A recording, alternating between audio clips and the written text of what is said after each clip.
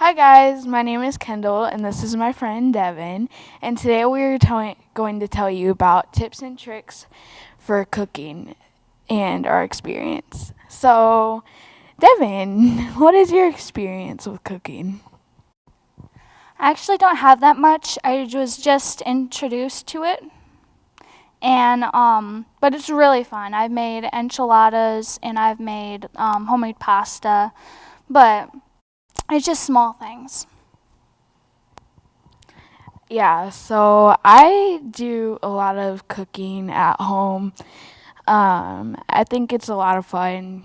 It just interests me a lot. So, I've made like bread before and just like different things like that. So now we're gonna tell you some tips. So, Devin, why don't you go? Always grease your pan with butter. Never use cooking spray. Cooking spray never works. And I've watched TV shows and it's like, oh no, the cooking spray didn't work. Duh, it's not butter.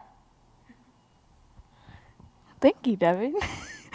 My tips would be like to always have like sharp knives, and when you're using raw meats, to wash your hands after and use a different cooking board, and just like always have clean utensils and always have the ingredients you need.